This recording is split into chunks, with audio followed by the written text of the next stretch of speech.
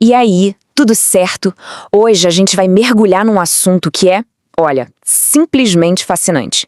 Um tema que fica bem na fronteira entre a ciência e a espiritualidade. A glândula pineal. Pensa numa estrutura minúscula, bem no centro do cérebro, que carrega um universo de significados.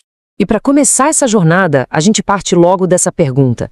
Afinal, o que é esse tal de terceiro olho que tanta gente fala? É uma coisa real, física, ou é mais uma metáfora? Bom, é isso que a gente vai investigar.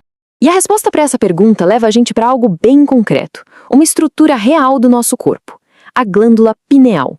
Ela tem o tamanho de um grãozinho de arroz e é exatamente ali, nesse ponto minúsculo, que a medicina e o mito se encontram. É uma história incrível sobre o nosso corpo e a nossa consciência. Para a gente entender de verdade o que está em jogo, a gente precisa olhar para esses dois mundos. De um lado, tem a visão científica, que é bem direta. É uma glândula endócrina com funções claras.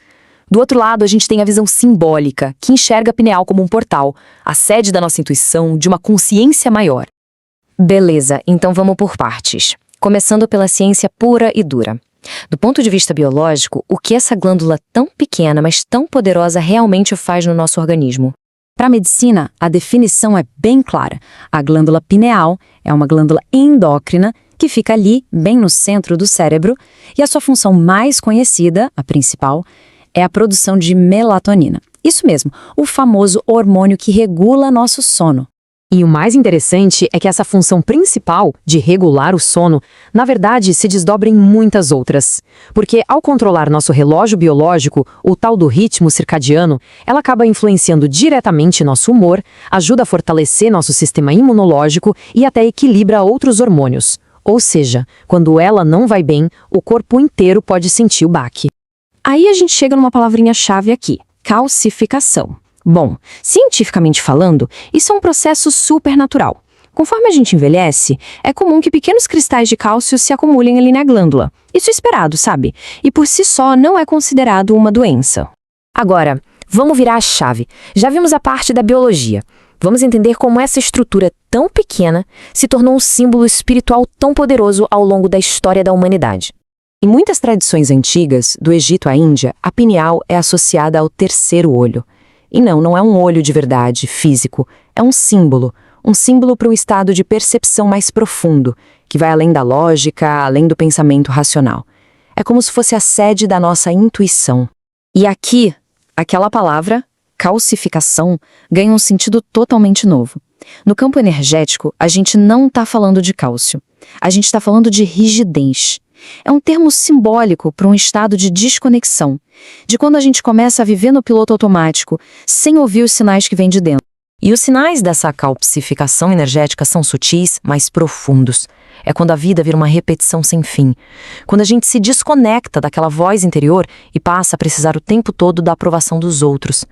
É aquele medo do silêncio, porque no silêncio a gente teria que encarar nossos próprios padrões. Então, a grande questão é: como é que a gente une esses dois mundos? O que dá para fazer na prática para cuidar tanto da saúde física da glândula, quanto desse bem-estar simbólico que ela representa? Mas, antes de qualquer coisa, um alerta muito importante. A internet está cheia de produtos caros, protocolos mirabolantes que prometem descalcificar a pineal em poucos dias. É preciso ter muito cuidado, porque a grande maioria disso é só marketing sem nenhuma base científica. O caminho de verdade é bem mais simples e pé no chão. Basicamente, são 4 práticas. Primeiro, cuidar do sono, dormindo no escuro total para ajudar na produção de melatonina. Segundo, se expor à luz do sol da manhã, que ajuda a resetar nosso relógio biológico. Terceiro, uma alimentação equilibrada, claro. E por último, talvez o mais difícil hoje em dia, reduzir os estímulos. Dar uma pausa no scroll infinito do celular e buscar o silêncio. E essa frase resume tudo perfeitamente. A saúde da pineal, tanto a física quanto a energética, depende de consistência, de rotina, ela prospera no ritmo, no respeito aos ciclos naturais, ela não se dá bem com o caos da vida moderna. Agora vamos para a parte final, para a gente ver como tudo isso se integra numa prática mais profunda, uma prática de consciência e de presença. E aqui está a grande virada de chave. A meta não é remover alguma coisa, como se fosse um procedimento mecânico. O verdadeiro trabalho é sobre soltar. soltar a rigidez, soltar padrões antigos, soltar a necessidade excessiva de controle. E essa prática de soltar se manifesta em atitudes como buscar o silêncio, não para fugir do barulho, mas para realmente se ouvir. É se permitir sentir as emoções sem precisar interpretar tudo. É respeitar os momentos mais difíceis, as crises, as pausas. E, claro, ter a coragem de encerrar ciclos que já não fazem mais sentido. Isso tudo nos leva à pergunta final, talvez a mais importante de todas. Se o terceiro olho se abre, o que ele realmente enxerga? A resposta é transformadora. A visão do terceiro olho não é sobre ter visões místicas ou prever o futuro. É sobre autoconhecimento. É a capacidade de enxergar os próprios padrões, as próprias historinhas que a gente se conta, os nossos mecanismos de autossabotagem. É ver a si mesmo. E com isso, a gente conclui que, do ponto de vista espiritual, a pineal não é um botão que a gente aperta para ter uma iluminação instantânea. Ela representa um estado de presença, um estado que se cultiva.